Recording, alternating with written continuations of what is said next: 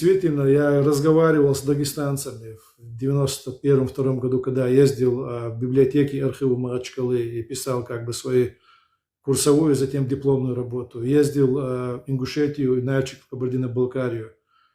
Когда я слушал этих людей, вот разительная была разница в мышлении, в мировосприятии, восприятии самой России и значимости русского государства в умах наших соседей, кавказцев, которые, если сравнить их, скажем, с какими-нибудь там представителями разных этнических групп самой России, они уже были куда более свободны в плане того, что могли свободно мыслить относительно всего этого. Но относительно чеченцев разница была колоссальнейшая, не просто колоссальная, колоссальнейшая разница была вот в мышлении и восприятии российского государства между чеченцами и соседними, даже свободно мыслящими кавказскими народами.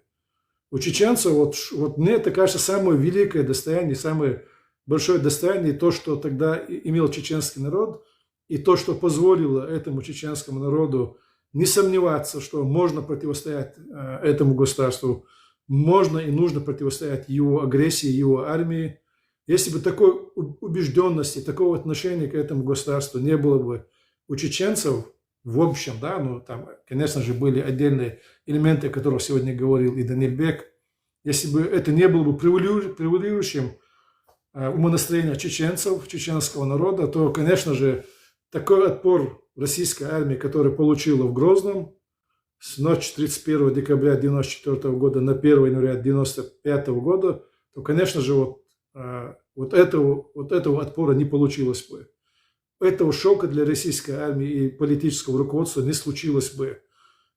И этого воодушевляющего сражения для всех порабощенных народов постсоветского пространства и даже мира на Ближнем Востоке, мусульманские народы, турки, кого я только не слушал, уже после окончания Первой войны, когда побывал в разных странах, вот все это стало возможным благодаря вот этому самоощущению чеченцев, чеченского народа, его каких-то этнических традиций, его воспитания, его исторической памяти.